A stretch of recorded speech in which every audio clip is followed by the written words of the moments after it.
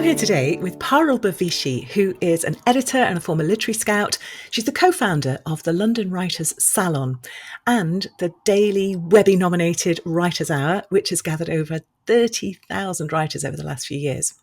She co-hosts the London Writers Salon podcast, and she's working on her first short story collection. So she's in the weeds with the writing as we speak. So first of all, welcome, Parul. It's lovely to have you here.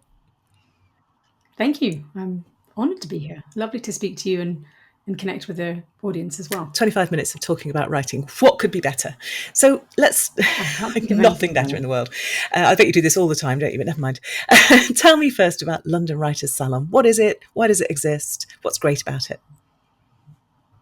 Yeah, well, so the London Writers Salon, we're London by name, but actually we are now global. But we are a global writing community. We are a space for writers to do the work, to write, show up and write. That's one part, a big part of what we do. We also have a behind the scenes community where writers connect with each other, learn craft, find each other, because actually having a community of writers to connect with is also incredibly important in a writer's journey. And we're all about helping the writer really, and I say this, it sounds cliched, but achieve their creative dreams. Because in the end, writers have some kind of burning desire, something that they really want to do. It may be to be published. It might be maybe just for a smaller subset of people, and maybe it's just for themselves. But we want to address that desire and help them reach that. And that idea of community, it's so interesting, isn't it? Because writing is a solo sport. At the end of the day, I mean, that's not always true. Actually, people write in collaboration. But for most writers, they're writing alone. There's a lot of time alone. What do you think is the benefit of finding community within that? And does it ever, let's be honest, tip into just talking about writing rather than writing as being something that's much more fun to do? That's interesting. And talking about writing is one of those things that you can definitely procrastinate on, right? You can definitely spend time procrastinating. But what's really interesting, and this is what we found, and other sectors of industry have found this too, is this idea of body doubling. That actually, a bit like when you go to the gym and you see someone doing a great workout, you might be inspired to work out yourself. If you come to Writers Hour, which is one of our flagship, I would say, products, things that we do, it's Writers Hour, it's a silent writing session. You come along, and in any one session, you probably have 200 to 300 writers writing. And I've had writers, someone the other day said, the first time I just came and I watched writers write. And I just needed to see, that's it. It's like, whether this person has published 10 books or has just started, the act is the same. To sit and to write. I'm not alone. And I do this too sometimes. I mean, I've joined Writers Hours from all sorts of locations. As a host, I have to be somewhere a bit more formal. But if I'm joining as a writer, I can join from anywhere. And sometimes I just need the comfort. Yeah. Maybe I'm having a bad day and maybe I'm just journaling. Or maybe I just really have to crack through this piece that I have to work on, and I just want a bit of comfort. So I know that there are writers there, and you start to find familiarity in the way that you do when you're at university, and you're sort of in you have breakfast with the same people day after day. You might not speak to them a lot, but they become quite familiar, yes. And you start to have this sense of connection with them, and that's what happens in Writers Hour. So going back to this question of, does community really happen with writers? Do they actually need it? I mean, technically, no, in the sense of course, you can write on your own, but a lot of writing is mindset. Mm-hmm. And where you can get help is knowing that there are other writers just like you, being able to turn to them. And often it's the unblocking that can be helpful.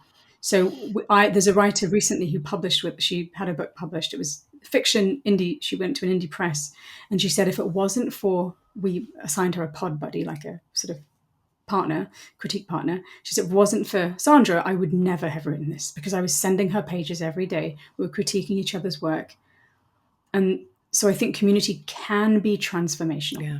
So there's so many dimensions to that. There's the emotional aspect of community, as you say, just that sense of not feeling alone, of feeling with your people.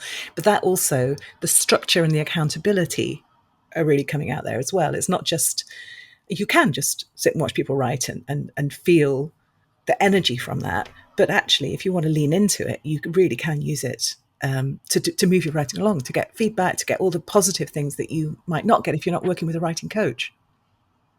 Yes. And actually, what's interesting is because we're about to launch this course later in October, and it's around finishing a book.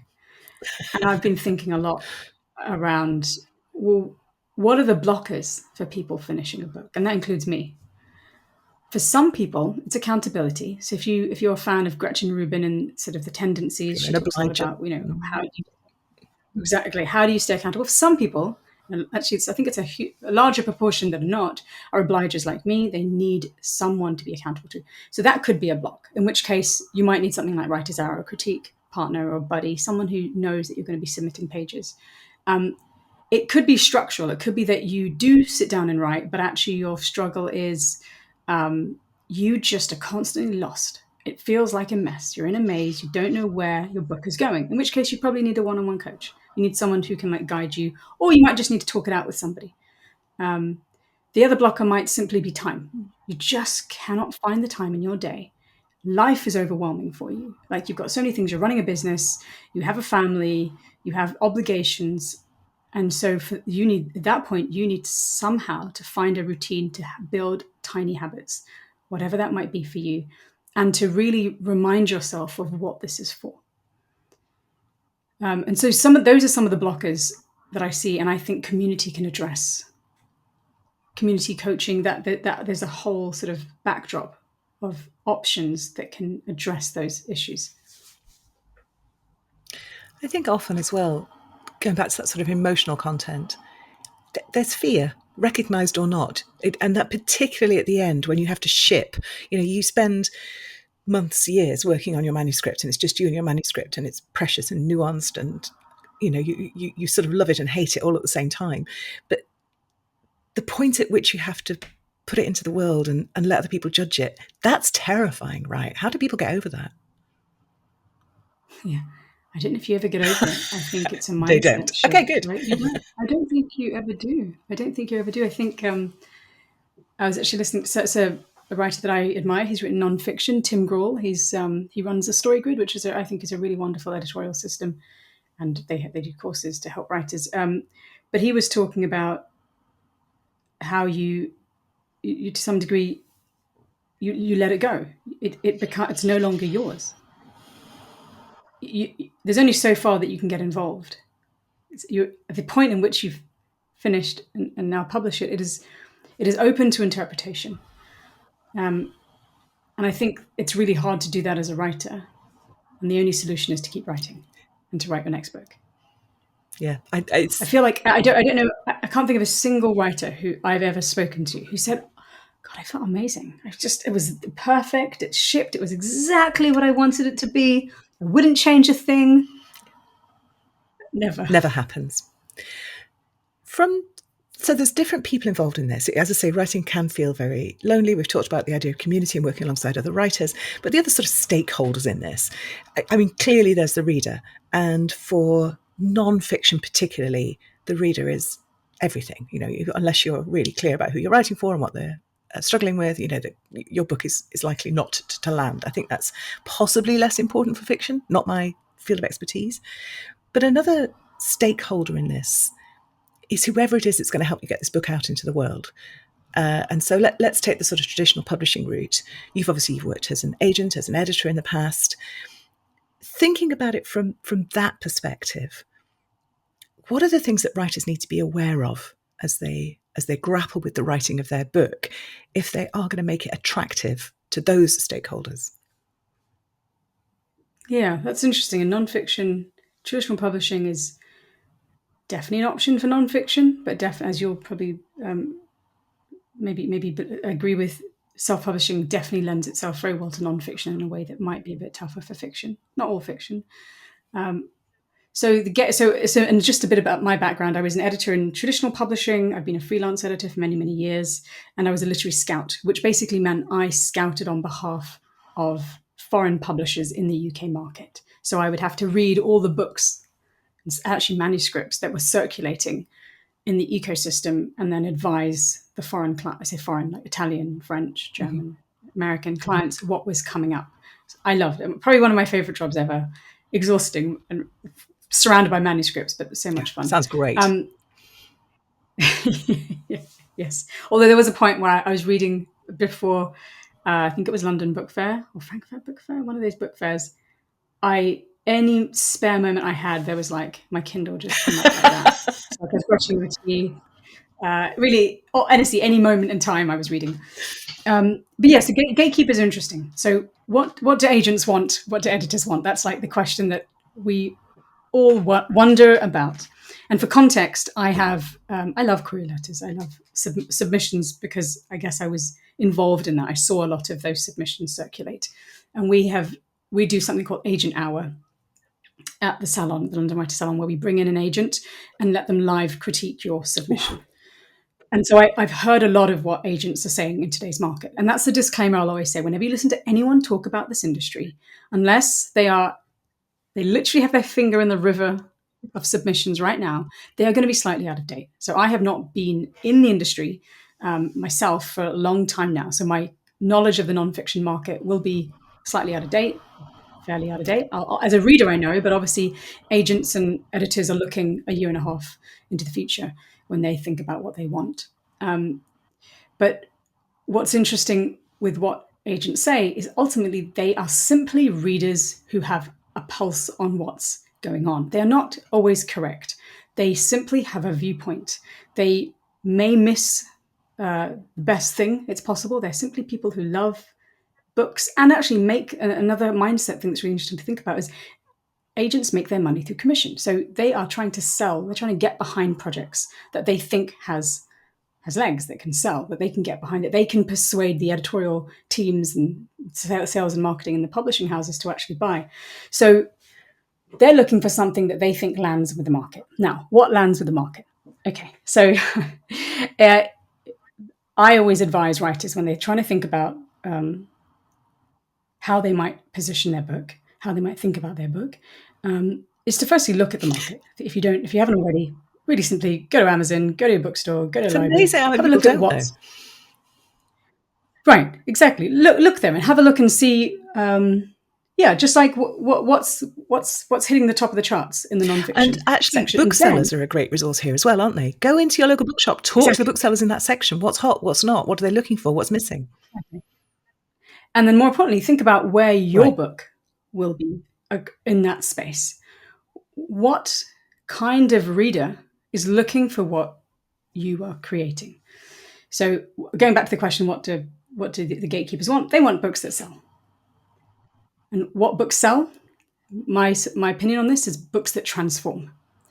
So I would have said a long time ago when someone asked me, oh, should I write a nonfiction business book?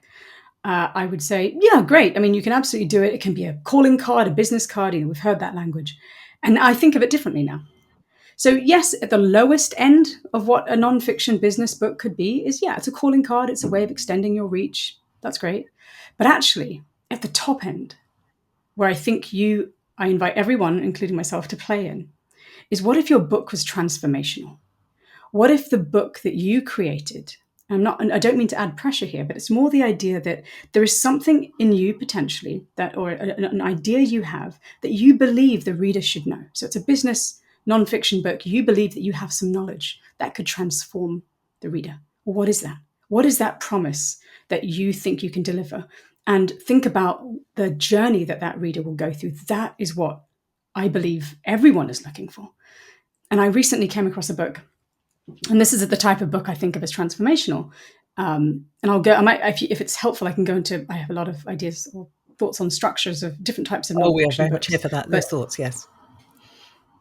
Okay, cool. So I recently sent around 5-6 people a text, and it was, you really need to read this book.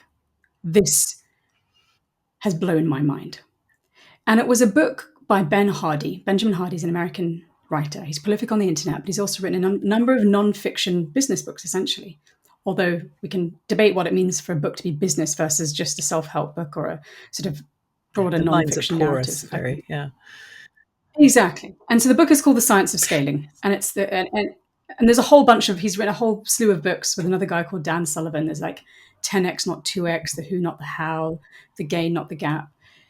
Ultimately, all those books, and I bought them all in quick succession. I've literally spent like 50, 60 pounds just buying his whole backlist, because each one has transformed me. It's an idea that he is bringing to life with examples, with a how-to, with narration, and with some research. Another way to think about those books, and not all books have to be this, it is a big idea book. It's what Sean Coyne at the Story Good would call a big idea book, meaning it's a bigger concept and it has those components. It has some form of academic research, like facts, evidence. It has how-to aspects, like how do I practically apply this to me? It has narration, meaning it's like fiction. It takes me on a transformational journey. And that combination can be an absolute killer. And I think about, not all books have to be that. So think about, there are books that are one of those silos. So I was actually looking at The Creative Act, right? So Rick Rubin, amazing book. Beautiful. What kind of book is that? Like, it's in a way I could say I mean, Matt and I, so my co-founder and I, have been reading it, and we're business partners. So is it maybe is it a business book? Maybe. The one thing I'll say is I probably think it's a narrative book. I don't think it's a big idea book. There are big ideas within it, but I think it's a narrative nonfiction book. So that's what I think of when I think of what does the reader want? What does the agent want? What does the editor want? We all want transformation. And that articulation of the promise of that transformation, I think, is really critical as well, because often you get people who've got great concepts, great ideas, but they haven't quite articulated the point behind which they can land all that good stuff. So I think that the marketing, if you like, is just as important, and frankly, let's be honest, more important in many cases than the content that you're delivering. So have you any tips for people as how to articulate so that really lands with the reader and with the agent or the publisher or whatever? Well, so I agree with you that marketing is really important, but actually it's much easier to market something that delivers that promise, that is that you promise, need the substance, than something that is not. Right, exactly. So I have this one thing I want to share, because I really think it's really interesting to think about any nonfiction book this way. And this will lead me to what I want to say about marketing. So there's an editor I really admire. She's a friend of mine. She's ex StoryGrid, ex Scribe, and she has this 5-minute outline. She does some stuff with us at the salon. Her name's Brannon Surratt.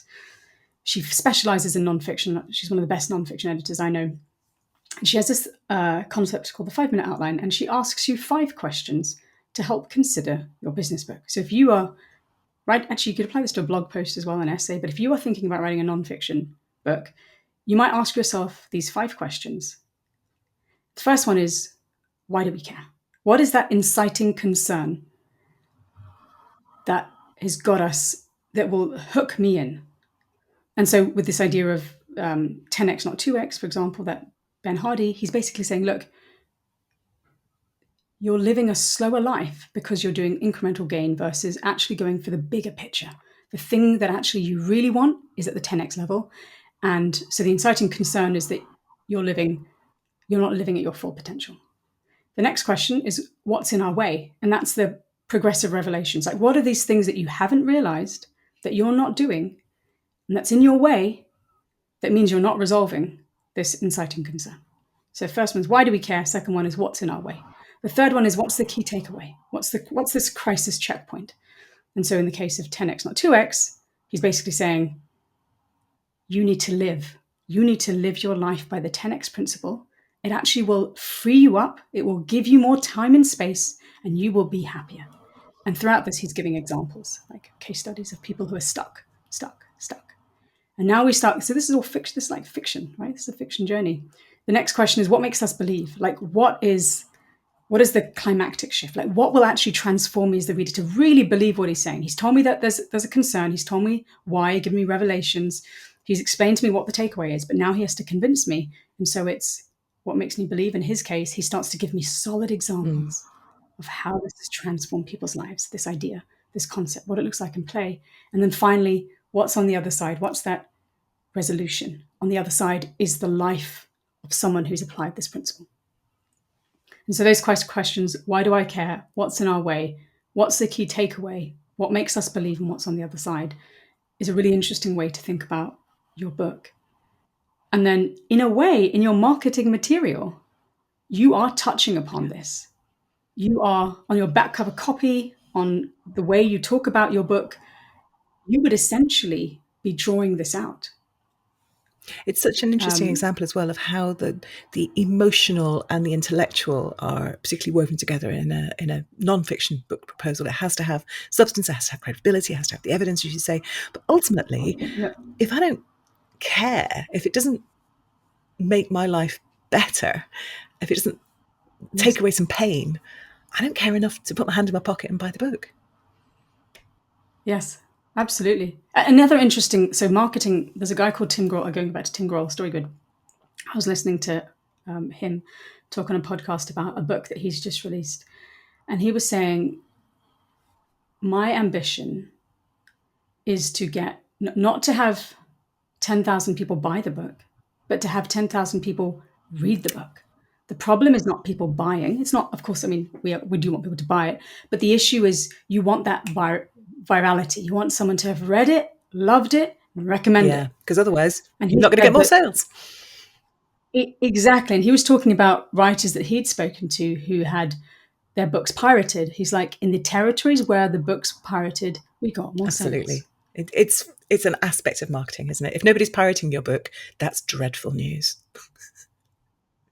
Right, exactly. So when I think about if I were to try and promote a nonfiction book, I would be giving away as many copies as possible, as many as I could. I'd be trying to get people to read it and recommend it, and I'd be trying to think of what my strengths were. So obviously, every author is different in terms of like what they're capable of, because for me, in my mind, it's a year-long project to promote, to like launch your book, not a couple of months. It's like, what can I sustain? Am I more of a talker? Would I like to go on podcasts? Am I someone who likes in-person events? Well, then I'd go around the country and do some in-person events. Whatever it takes to just basically spread awareness. Ben Hardy, when I interviewed him ages ago, he was on like 200 podcasts, something insane. It's insane. Certainly what you can't do is chuck your book over the wall into the world and run away and hide. That's not a tactic. Exactly. But again, I'm conscious that for some people it's like, you know what, I just want to write this business book because I believe in it and I want to show it to my clients, and that's absolutely fine too. But and then maybe some of the bigger questions to ask yourself when it comes to like marketing and even planning your book is like, what do I really want from this? Like, what would my dream state be here? That in 2 years' time, my book has been out for 2 years. What has happened as a result? Is it that I get speaking gigs? You might not need it to go viral in that case. Is it that I've transformed X number of lives and I have a lot of inbound inquiries be way beyond my reach? Then maybe you need to think about how you're going to spread that message. Is it simply, I want to use it as a calling card and I want to be able to, I want to give a copy to my client and have just extend my reach in the known areas? That's fine too. In which case you might not have to worry in the same Exactly. ways. We don't all have to be Wall Street bestsellers. I think just knowing that, or New York Times bestsellers, just knowing that this is okay, this is what I'm aiming for, that's going to impact how you design the writing of the book and who you're writing for, but also particularly the expectations around marketing, how much you're going to spend on that marketing, how much time you're going to give to it, and so on. Because actually, for most non-fiction, particularly business book writers, the return on investment is never going to be in the sales of the book, actually. It's going to be, as you say, those inbound inquiries, those speaking gigs, whatever. But the quality of the book, luckily, is directly correlated with the quality of the inbound stuff that you're going to get as a result of it. So, I always ask my guests, Parul, for their best tip. And I feel a little bit greedy, actually, because we've done nothing but give people really great tips. But if I were to say to you, what's the sort of the one thing, if they take nothing else away, what one thing would you want somebody listening who's perhaps at the start of their nonfiction book writing journey, what would you want them to take away? I think for me, it's down to your why. The thing that's going to sustain you throughout this entire process is, why am I doing it? And really make sure you're doing it for reasons that you believe in, that you want. Because it's not easy. It's not to say it's not worth it. I think it's a really wonderful endeavor to try and reach more people with your ideas. But what does this mean to you? Why do you want people to hear from you? And if you start going, if you listen to this and start going into self-doubt, well, I don't know, maybe I don't, maybe there's no reason. I would ask you to think about, what do people come to you for? Like, what do people say? Oh, you know what? You really should talk to her, or you really should talk to him about that because she knows everything about that topic. Actually, and you'll probably have people say this to you all the time, like, I really love the way you talk about this. God, I feel that's really smart. I hadn't thought of it that way. That's amazing. Yeah. And that's what the transformation. That's the thing that you're transforming. And that's the information, isn't it? That's the data you need. It's like not what I think is important for these people, but what they recognize as being important. I love that. Yeah. And again, you've already given us loads of great recommendations for books. I'm going to give you can double down on one of those, or you can come up with another book. Just tell us what we should be reading. Non-fiction books, business books specifically? I mean, ideally, but frankly, we're open to any good book recommendations here. Yeah, I mean, I would actually, the 10x Not 2x by Ben Hardy really did shift my perspective. And there's a couple, like the couple that I mentioned there, the gain, not the gap. And actually, maybe I'll go with this one and I'll tell you why. So the gain, not the gap is this idea that it is so easy for us as entrepreneurs, as people in business, to see our shortcomings and to look up and think, God, there's so far I still have to go. I have not reached where I thought I would go. And he's pointing out, which may be obvious, but I certainly needed to hear it. Look down.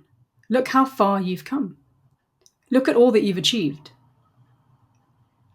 That mindset will fortify you almost for what's to come next. And that mindset will mean that you're not an unhappy business owner. You're not an unhappy entrepreneur. Because I think it's really, really hard to be an entrepreneur. Yeah. It's really tough. Yeah. You have to make up all the rules. You have to like clap yourself on the back when you've done a good job. So I really recommend that book, The Gap. I love that. And it's that lovely, it changes your state in the moment. So it's against the happier life. That's what we're all after. But it also, as you say, it's transformative because it fuels you for the future, which is what we're all here for as well. I love that. Thank you. And I haven't read it, so brilliant. And if people want to find out more about you, more about London Writers Salon, more about Writers Hour, where should they go? Yeah, and this is an open invite to anybody who finds it hard to write or wants to allocate some time. We write 4 times a day. So if you're based in the UK, that would be 8 a.m., 1 p.m., 4 p.m. and 9 p.m. It's a silent writing session with some really light sort of intro and outro to just get you focused. But people have transformed their writing through coming on. I believe you just go to writershour.com. Sorry, I spoke over your URL. Do that again. It's writershour.com. You can join us as often as you'd like. And if you need a little bit more, if you want some support, you can go to londonwritersalon.com. You can become a member. There's a lot more that we can help you with. Things like Agent Hour, things like, doing a 5-minute outline with Brannon, all sorts of help like that. But yeah, Writers Hour, I think, is a great place to start. Fantastic. And I'll put those links up on the show notes at extraordinarybusinessbooks.com. Parul, it has been such a treat talking to you. You've articulated everything brilliantly, as I would expect, because you're such a writer yourself. But I think there's just pure gold in there for people. So I'm expecting this to be listened to 8 times per listener. Thank you. Thank you so much. I really love being on this show, and just good luck to anyone out here who's writing, who's in business and in the business of trying to write a book. You've got this. Like, remember your why, and let's go. Hope to see you at Writers Hour. Fantastic. Thanks so much.